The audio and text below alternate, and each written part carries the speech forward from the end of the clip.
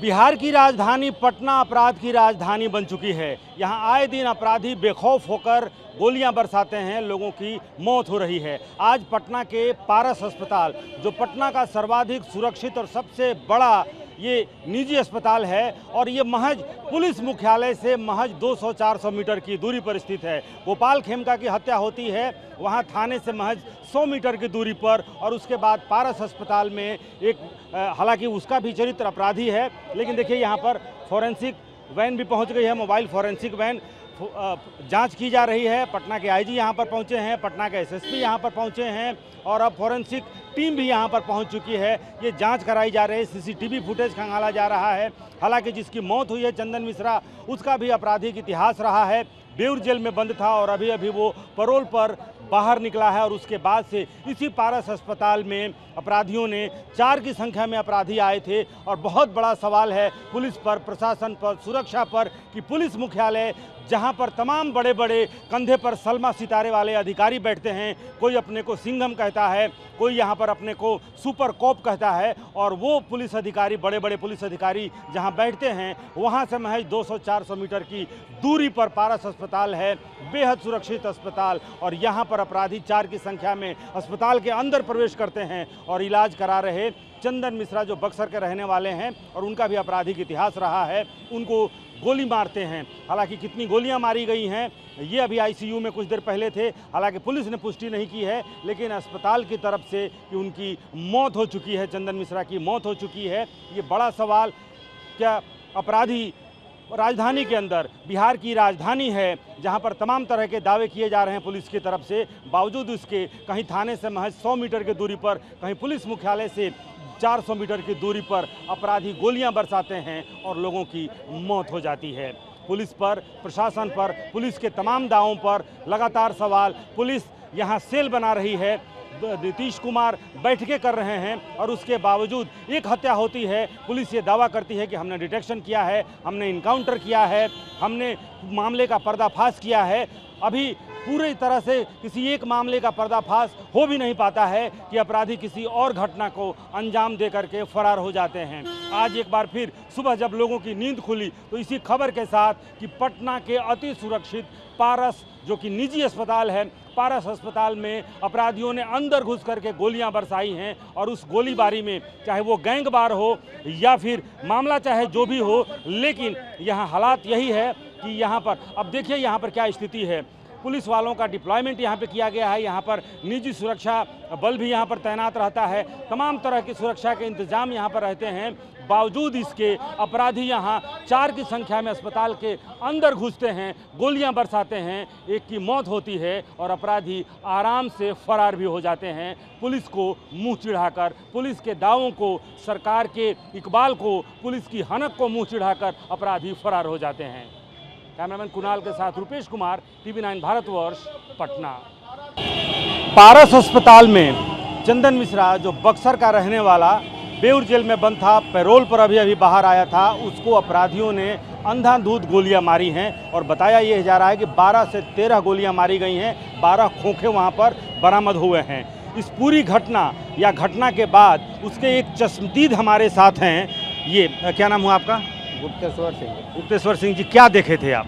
मैं यही देखा कि अंदर से ये 4-5 शोर करते हुए निकले, तो मुझे ऐसा लगा कि कोई पागल तो नहीं है इसके पीछे ये लोग घूम रहा है। फिर मैं देखा कि सभी के हाथ में पिस्टल है, एक या दो के हाथ में, दोनों हाथ में पिस्टल था। फिर मुझे ऐसा लगा कि हो सकता है ये सब आदमी होंगे इसी हॉस्पिटल के सेफ्टी के लिए रखे होंगे, तो हो सकता है बाहर कोई बात हुआ होगा, इसीलिए ये लोग दौड़ कर जा रहे हैं, और दौड़ कर के बाहर आ गए। उस समय मैं फिर धीरे धीरे मैं भी आया कि कहाँ कुछ हुआ है बाहर ही, तब तक वो इधर आया तो पता चला कि वो गाड़ी में बैठकर चले गए। गाड़ी में बैठकर गए? मैं देखा नहीं, सुना मैं। अच्छा, कितने लोगों को आपने देखा? ये 4-5 थे, कोई मुंह वगैरह कुछ नहीं बंधा हुआ था, बिल्कुल जैसे हम लोग हैं उसी तरह।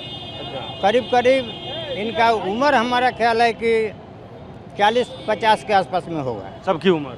हाँ, ऐसे ही थे। तो गोलियों की आवाज़ भी आपने सुनी? नहीं, गोली की आवाज़ तो ऊपर गोली चली थी ना। अच्छा। मैं तो नीचे था यहाँ। अच्छा। गोली तो वार्ड में चली होगी। किसी ने उनको रोका नहीं? रोका कैसे, रोकेगा कहाँ से? उनके हाथ में पिस्टल है, बाकी किसके पास है रोकने का ताकत? मैं यहाँ पुलिस या सुरक्षा थी, वो जो गार्ड होते हैं वो गार्ड वार्ड सब रहे होंगे बाहर? ये गार्ड तो होंगे तो क्या करेंगे? गार्ड के पास कौन सा सामान रखा हुआ है? कोई रोक सकता है जब सब ऐसे शोर करते हुए चिल्ला रहे हैं, ऐसे दिखा रहे हैं, तो कौन उसको रोकेगा? रोकेगा तब तो जब पुलिस वगैरह होती, इनके पास हथियार होता तब तो रोकते हैं। तो ऐसे ही निकल गए वो। 4 से 5 लोग थे। 4-5 थे। किसी किसी के हाथ में, दोनों हाथ में मैं देखा कि ऐसे ऐसे कर रहे थे। दोनों हाथ में पिस्टल था। हाँ, लहरा भी रहे थे। लहरा रहे थे और चिल्ला रहे थे। अच्छा, चिल्लाते चिल्लाते निकले। क्या बोल रहे थे? ये समझ में नहीं आया कि क्या बोला ना।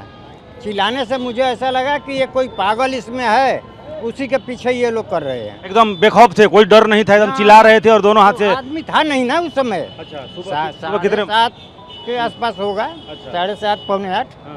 तो उस समय तो आदमी रहता इतना नहीं है, इसलिए वो अपने आप जा रहे थे आराम से, दौड़ते हुए उधर से निकले दौड़ते हुए निकले सर। हाँ, दौड़ते हुए निकले। और कुछ के हाथ में, दोनों हाथ में पिस्टल था। हाँ, 1-2 आदमी के दोनों हाथ में पिस्टल था, लेकिन पिस्टल सभी के पास था। पिस्टल सभी के पास था। देखिए ये चश्मदीद हैं, इन्होंने देखा अपराधियों को भागते हुए और किसी 4 से 5 की संख्या में थे, शोर करते हुए, और उनके दोनों हाथों में पिस्टल था। ये चश्मदीद बता रहे हैं। और बेखौफ अपराधी पारस हॉस्पिटल से गोलियां बरसा करके और बाहर निकल करके भाग गए। कैमरामैन कुणाल के साथ रुपेश कुमार, TV9 भारतवर्ष, पटना। बक्सर जिला के एक दुर्दांत अपराधी चंदन मिश्रा, इनके ऊपर हत्या के दर्जनों केस दर्ज थे और इसमें एक में ये सजा याफ्ता भी है। इनका इतने दुर्दांत अपराधी थे कि इनको यहाँ बक्सर से भागलपुर जेल ट्रांसफ़र किया गया था और ये इलाजरत होने के कारण इनको पैरोल पे दिया गया था। इसी में इलाज के क्रम में ये यहाँ भर्ती थे। भर्ती रहने में इनके जो संभवतः जो विरोधी गुट वाले थे, उनके द्वारा यहाँ आके इनको गोली मारी गई है। कई गोलियाँ लगी हैं, इनको इलाजरत हैं अभी। और इसमें हम लोग बक्सर पुलिस की मदद से आइडेंटिफाई करवा रहे हैं कि इनका विरोधी गैंग में कौन कौन थे। जो शूटर थे उनका चेहरा हम लोग फ़ोटो मिल गया है और हम लोग आइडेंटिफाई करवा रहे हैं।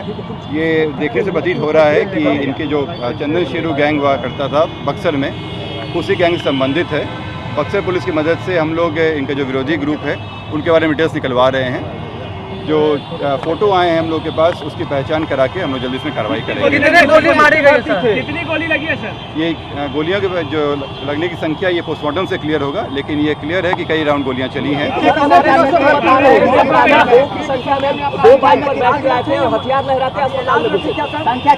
अभी जो CCTV फुटेज है उससे हम लोग अवलोकन करके इसमें पता कर रहे हैं। तो हम तो 2 मोटरसाइकिल से लोग आए थे।